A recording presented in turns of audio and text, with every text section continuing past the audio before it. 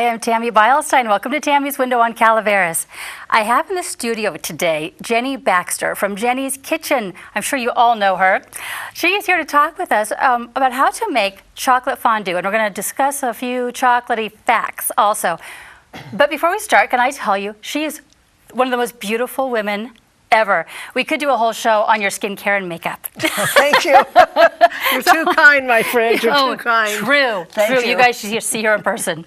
So where do we want to start? Do you want to tell me a little bit about fondue and maybe describe what these things are? I have no fancy things in my kitchen at all. So. Well, back in the 70s, fondue was very, very popular. Yeah. And I lived in Monterey during that time, and I had my love beads and my headband and my special herbs. And we would go from friend's house to friend's house and have fondue dinners.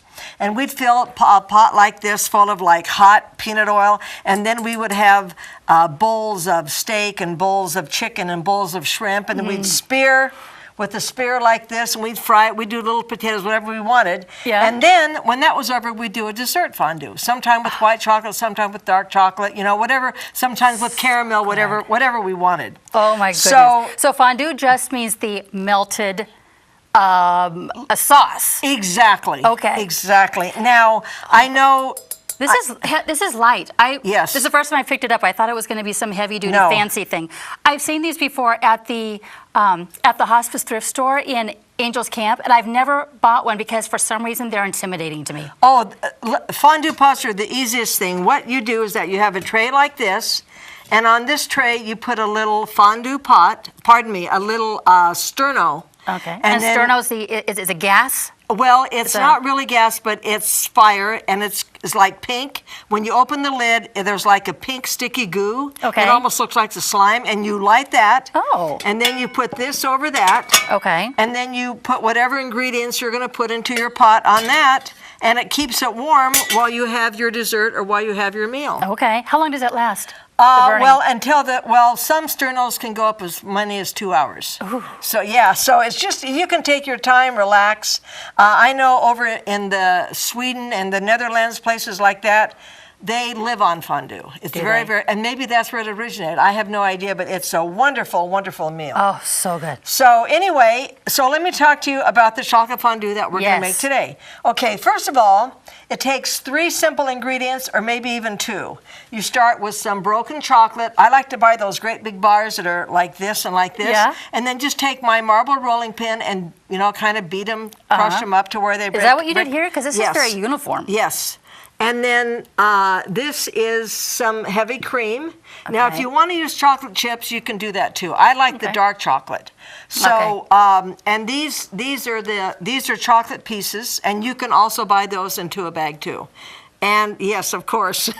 And I do want to tell you this fact. What? It is a proven fact that if you eat 3 1-ounce squares of chocolate a week, you're going to improve your health. Oh my God. So, ladies, dig in with the chocolate. Yes. You have nothing to worry about. Now, if you want to add a little liqueur, you can do that too. Okay. My favorite thing to add is Bailey's Irish Cream, because I love Bailey's Irish Cream. But you can add Chambord, which is a raspberry flavor. I've also done the mint chocolate. Grand Marnier is the orange flavor. So it just kind of depends on what flavor that you want, of course. So it's just to add flavor. The alcohol in it doesn't change the texture or anything of the... No. It smells good. It does. This is the raspberry you said. It absolutely tastes like raspberry. So the first thing that you're going to do, fondue is made 2 ways. Okay. The first way is if you have a double boiler, which is 2 pots stacked on top of one another. The bottom part has the hot water, not boiling, but the hot. Okay. And then the second pan is what you would put your chocolate pieces and your cream into. Okay. And then you stir it with a whisk the whole time. Don't leave it, because if chocolate burns, it's terrible. Okay. So, but I do want to warn you, if you have your fire too high and your water's boiling and the steam gets to the chocolate, that makes a disaster if you're going to use that to like bake a cake and other ingredients.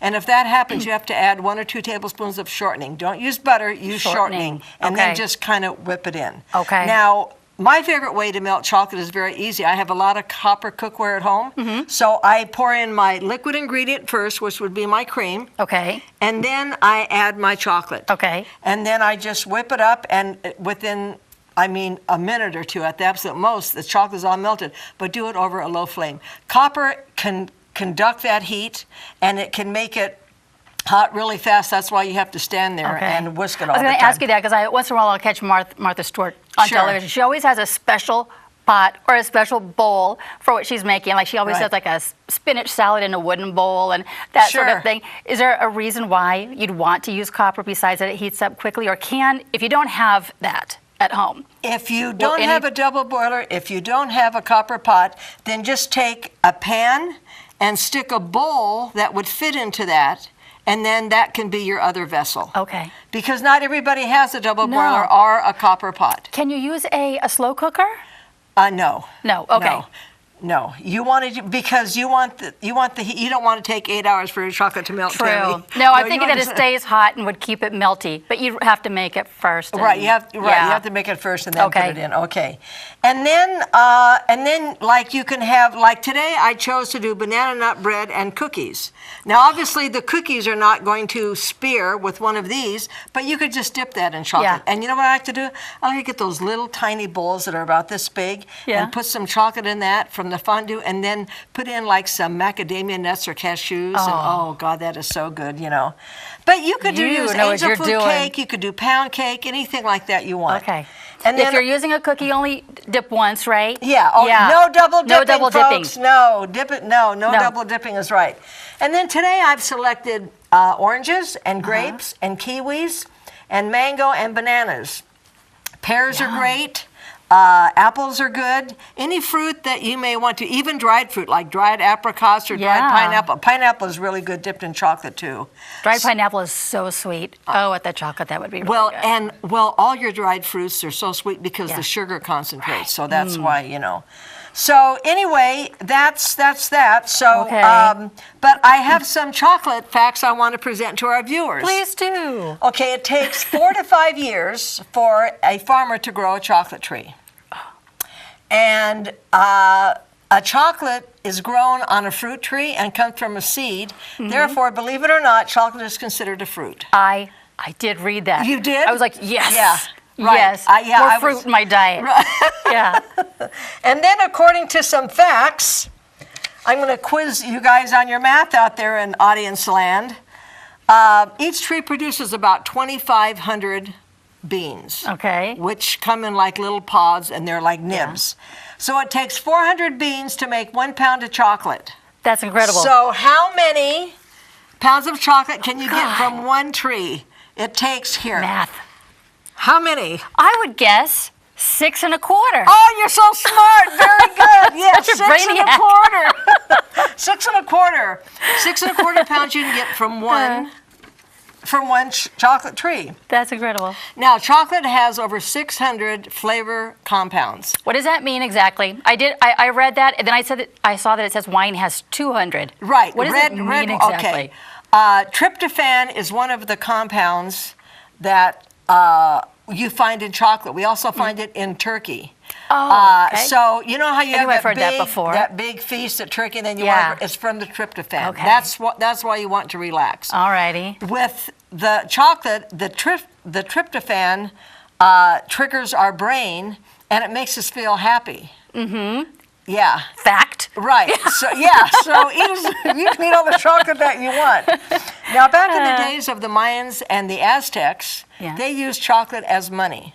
Oh my God, I would be broke. Yeah. I'm like, we need to make the house payment. Sorry.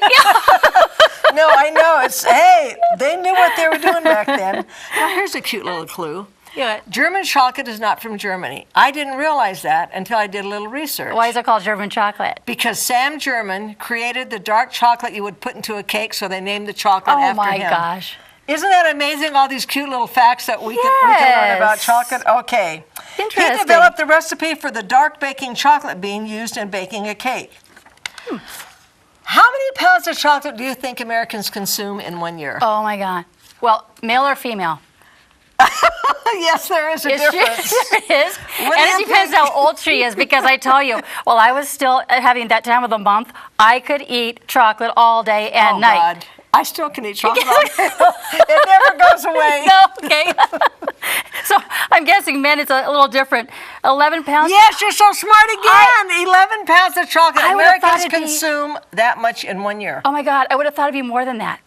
Well, I think 11 pounds is a lot. I mean, But a box of See's candy, I know. Okay, so you can eat that in a night. well, we could. We don't know about other people, Tammy, but we could.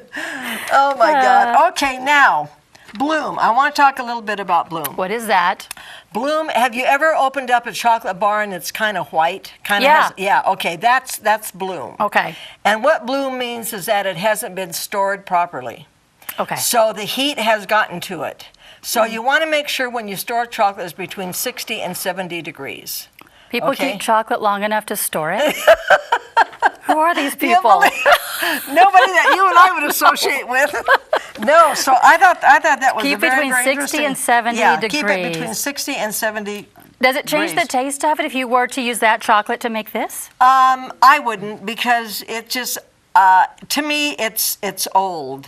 Okay. You know, and it doesn't have the quality. So if you have something that's white, either cut off that end and Okay. try to use the rest, or take it off the top, or just toss it. Okay. You know, whatever. It's I do that like, with you know. cheese. I just cut the ends off and still. I'll still Yeah. eat it. So, Now, here's some more tips that you couldn't live without. All right. Have you ever heard the expression "death by chocolate"? yes. Oh my gosh. You know Sarah Lunsford? Yes, of course, dear Sarah. Sarah and I have a Facebook page. It's called Let's Talk About Death. And we make these short little videos. I have mentioned probably on half of those videos that I would be perfectly happy to die some sort of chocolate-related death. Seriously. It's true. It's true. Yeah. Well, you may not have too far to go, my dear. What In Mexico, a priest actually died by chocolate. oh, But what happened was that he had banned people from eating chocolate while they were having the church service. Yeah. So one of the parishioners got very upset with him and poisoned him. So although he didn't die from the chocolate itself, he definitely died from chocolate because of what He was he said. denying it. Yeah, right. Yeah. So I thought that well, was not kind to of a be little mean, tidbit. but I guess, you get what you deserve. In that case, denying chocolate, Now, that is a sin. a big sin. Yeah. I understand that you like to work out. No, not really. Oh, not really? Did No. someone give me false information? Oh, God. Yeah. Oh, my God. Well, I was going to tell you that chocolate milk is an effective post-workout recovery drink. Oh. So if you ever decide that you want to work out, make sure you drink chocolate milk Well, that's whenever a it's little over, reward you at know? the end. Okay, now, so when I was talking about tryptophan, it Yeah. influences the endorphins in our brain, and that's what makes us happy, Okay. Okay, now, here's something else. Believe it or not, chocolate can ward off tooth decay. Oh. But you just can't have sugar in the chocolate. Oh. So yeah. So can you imagine how bitter, especially Right. whenever the cocoa dark chocolate is over like 70 or 75. Yeah. It would you wouldn't even like chocolate. So I'm imagining the dark chocolate. That still does have sugar in it, right? Yes, So of there's course. a level below that with the bitterness of the chocolate. I don't think I've ever tasted it, really. Well, actually, there's milk chocolate. There's dark chocolate. Uh-huh. White chocolate is not really considered a chocolate because it doesn't have the same amount of compounds that the other chocolates have. There's semi-sweet chocolate too. I mean, there's several different Okay. types of chocolate. So. And you've tried chocolate, just the way it comes from the bean? Oh no, you No? couldn't get that in my mouth. No. No, I like that sweet. I mean, why Yeah. else eat chocolate if you aren't going to have that True. good sweet? Okay. No. Okay. But I mean, I'm just saying that the bitterness, whenever you first roast those beans and you get that nub out, it's very, very bitter. Okay. Although I have not tasted it, that's what I have heard. Sure. So, Sure. you know, Yeah. that's why, no, this girl's not putting that in her mouth. Okay, now,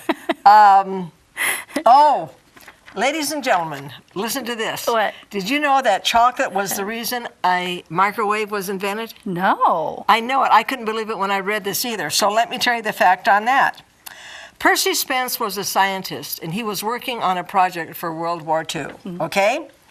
He was doing a weapons project, and he had some chocolate in his pocket because he loved chocolate. And he was working on something called a magnetron, Right? and he noticed that the chocolate had turned to mush after he had worked on this, so Wow. he began putting two and two together, thus the microwave was invented just because of chocolate. Very interesting. Yes. So do we thank Percy today, ladies in the kitchen? Yes, we do. Yes. Okay, now another reason to worship chocolate too. Exactly. Look at all the things it's brought us. I know it. Yeah. And besides good taste and weight on our hips and all the things like that. Happy feelings. Yes, happy good feelings. Sleep. I know yeah, it. Yeah. Sure. It does. Chocolate is really, really good. I just wanted to say that I have, as you know, an extensive cooking library at my house. And I have some that go back to like 1931, 1917, so some are over 100 years old. So when I was invited to come on your show, I thought, well, I'm going to do a little bit of chocolate research and see how things kind of evolved. And I will tell you that I was very surprised to see when the old cookbooks, they would just say, put chocolate in a pan, melt, blah, blah, blah. And then as the years began to progress, then they started talking about the different varieties of chocolate. Before they ever even got to the recipe, they would tell you how to melt it, what happened if you had bloom, how to use it in a particular ingredient. And then they started talking about the whites and the darks and the semi-sweets and the milks and, I mean, all the different aspects of chocolate, and I was so impressed. Now, I cut my teeth on the Joy of Cooking cookbook, and in that cookbook, they go into quite extensive detail. Okay. I mean, they have like 2 or 3 pages of just facts all about chocolate and things, And I think that's important for people now today that are in the younger generation that want to learn how to cook but don't know a lot about it. Yeah. Get a good cookbook like that, and it'll explain so many things to you. Oh, that's awesome. I love that. Yeah, We are so lucky that we can just go to the store and get the things that we need. Half the time they're half made anyway, and you're just kind of putting a couple things together and you have like a whole new meal. But oh my gosh, I couldn't imagine back then. Oh, from step I'll tell one, you what, the difficulty of everything. And then as we got to more modern times, they talked about putting things into a processor to chop it. Instead of standing with 2 knives and doing this and shaving this and peeling this. So they involved all the modern technology to go with the way that we cook and eat today. Yeah. Just from one basic ingredient like a chocolate. They brought it all the way through to what it is today. Oh, it's I was going to see if I could tell you a little bit about here. Let me see here. They have... some of the books even went into equipment and techniques to use, which I thought was really nice because, just like you said today, you'd never understood what a double boiler was like, or you never understood what a fondue pot was like. Well, these books explain a lot of this stuff to you. That's great. When I would go to the thrift store, I'm surprised how often I can find a fondue pot there. And because I would tap it and it sounded like this one, it just sounds... Hollow. Right. The word that came to my mind was maybe it was cheap and not a very good one, so I wasn't going to buy it if it's just going to fall apart or not work the first time I try to use it. But I see that yours sounds the same way. Right. And you want them real light. And God, if you're ever going to do a meal in this, make sure that nobody's drinking around this, because if somebody bumps this and the hot oil spills out, it's bad news. I mean, you have to be very careful. When you're in the kitchen cooking, you got to be conscious. When you're eating around hot oils, you have to be conscious of what's going on. So I probably blabbed enough. I will. This is your show. I will let you yak away. But you are the guest of honor. I'm so glad that you're here. Do you think this is probably too cooled off? Well, we're going to find out. I ended up making some fondue before I left the house today.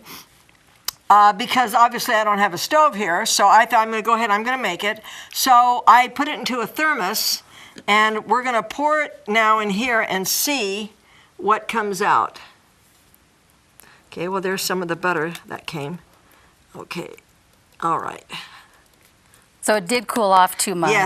Yes, it did.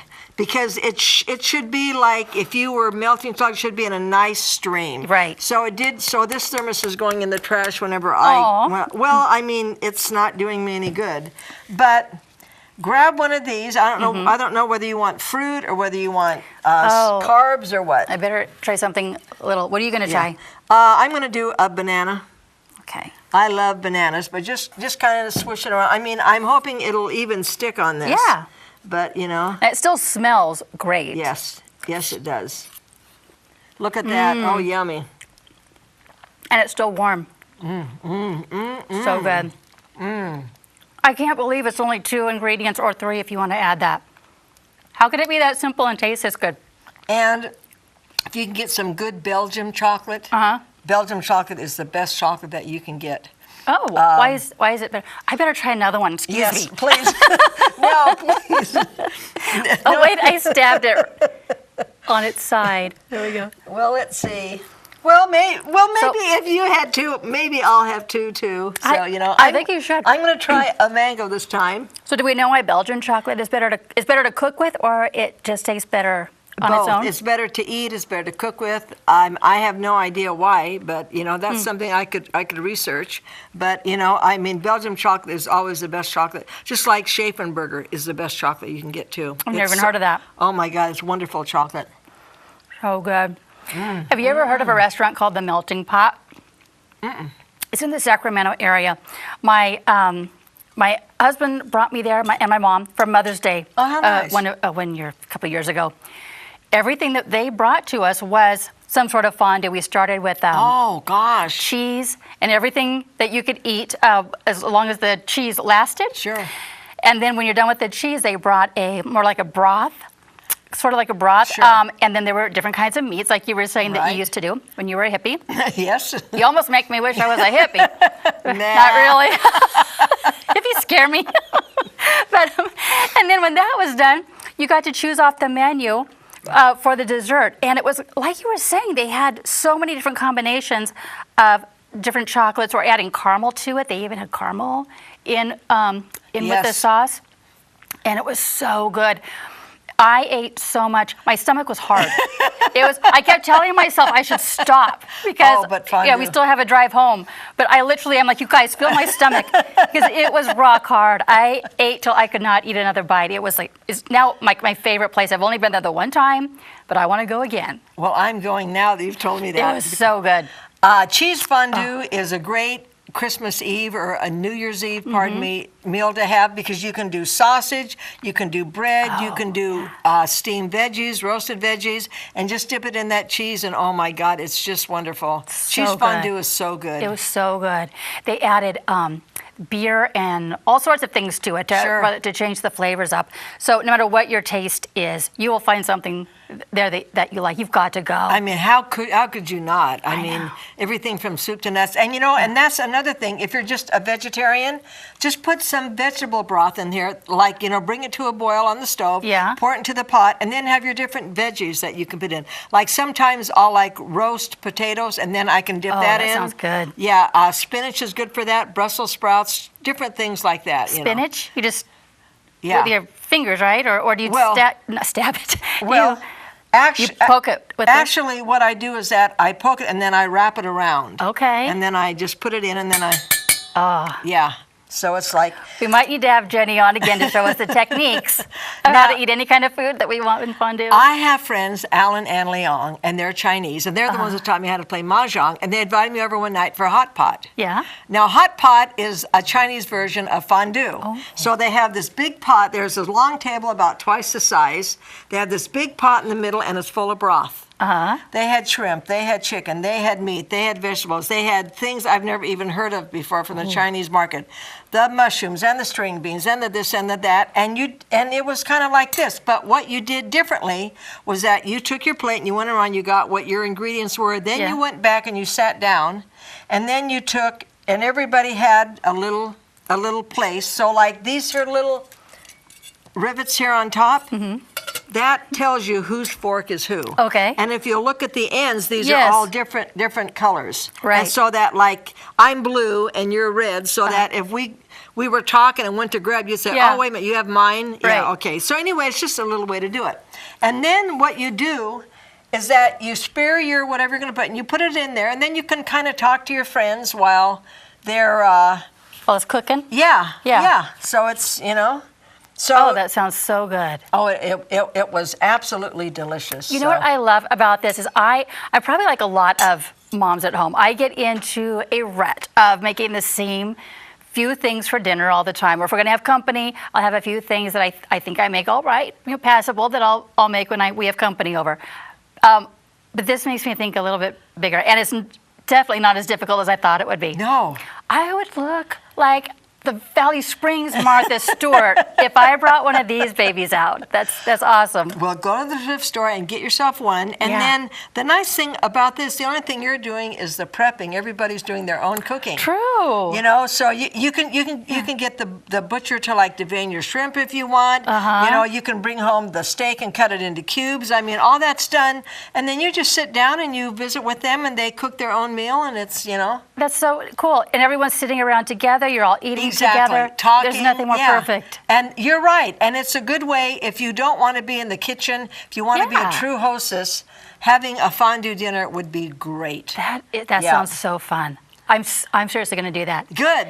And call me if you get stuck or if you have any. I will. yeah. I'd love to have you come over and have it with us. Oh, thank you. Yes. That was very kind Just- of you, Tammy. Just don't grade me. Ever. Don't have to compete Trust with me. a pro. No, stop. I am not like that at all. You know what else this reminds me of? Do you remember the Mercantile in Angels yes, Camp? of course.